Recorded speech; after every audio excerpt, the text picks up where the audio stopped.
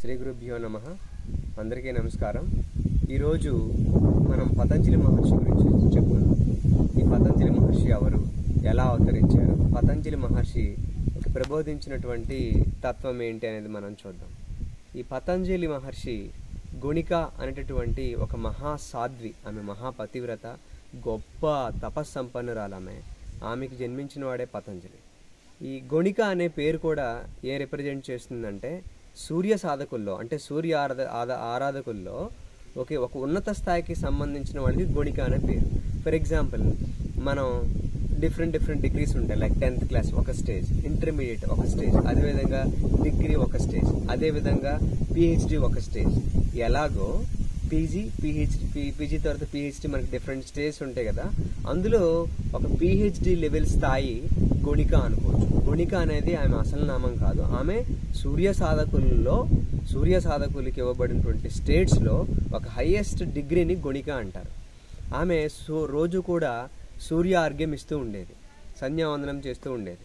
ఒకసారి ఆమె పిల్లలు లేరని ఎంతో బాధపడుతూ ఉంటే సూర్యుడి కోసం తపస్సు చేస్తే ఒకరోజు ఆమె ఆర్ఘ్యం ఇస్తూ ఉండగా, అంటే సూర్యుడికి ఆర్ఘ్యం ఇస్తూ ఉండగా ఆమె చేతిలో సూర్యకిరణాలు పడి ఒక పాము పిల్ల పడుతుంది ఆమె చేతిలో. ఆ పాము పిల్ల ఆ చేతుల్లోంచి నీడు వదులుతున్నప్పుడు పడుతుంది అన్నమాట. అందుకే అతని పేరు పతంజలి అని వచ్చింది. పతం అంటే పడటం అని, అంజలి అంటే ఒక ముద్ర. ఇలా ఉండేది. ఈ ముద్రని మనం అంజలి అంటాం. పతంజలి అంటే అంటే పతంజలి అనగా చేతి నుంచి పడ్డాడు కాబట్టి, అంటే అంజలి ముద్ర నుంచి పడ్డాడు కాబట్టి పతంజలి అనే నామం కలిగింది. పతంజలి అయోనిజనుడు. ఆయన మనలాగా యోని నుంచి జన్మించిన వాడు కాడు. తర్వాత ఆయన తపస్సుకి వెళ్ళిపోతాడు. తపస్సుకి వెళ్ళిపోయిన తర్వాత కొన్ని సంవత్సరాల పాటు తపస్సు చేసిన తర్వాత ఈ ప్రపంచానికి అద్భుతమైన విజ్ఞానాన్ని అతడు పతంజలి యోగ సూత్రాల ద్వారా అందించాడు. దానికి కూడా చాలా గొప్ప చరిత్ర ఉంది. అదే కాకుండా ఆయన మహాభాష్యం అనేటువంటి ఒక గ్రంథం కూడా రాశారు. అదే యోగ తంత్ర అనేటటువంటి ఒక గ్రంథం కూడా రాశారు ఆయన. ఈ పతంజలి మహర్షి రాసినటువంటి ఈ గ్రంథాల్లో బాగా ప్రాచుర్యం పొందినటువంటిది పతంజలి యోగ సూత్రాలు. ఈ పతంజలి యోగ సూత్రాలు ప్రతి ఒక్కరికి ఈరోజు తెలిసాయి. అయితే కొంతవరకే తెలిసాయని చెప్పవచ్చు. ఏంటి? ఈయన అష్టాంగ మార్గాన్ని ప్రబోధించాడు పతంజలి యోగ సూత్రాలు. అవే మీకు తెలిసే ఉండొచ్చు. 8 స్టెప్ సిస్టమ్ అంటారు దీన్ని ఇంగ్లీష్లో.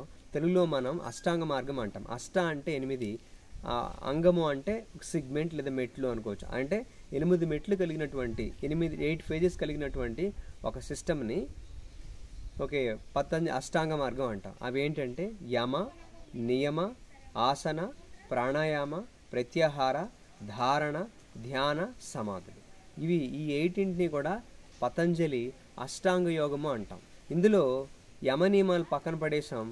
ఆసన ప్రాణాయామాలు మాత్రం మనం బాగా నేర్చుకున్నాం. ఆసన ప్రాణాయామాల తర్వాత ఇంకా ఉన్నాయి కదా, యమ, నియమ, ఆసన, ప్రాణాయామ, ప్రత్యాహార, ధారణ, ధ్యాన, సమాధులు.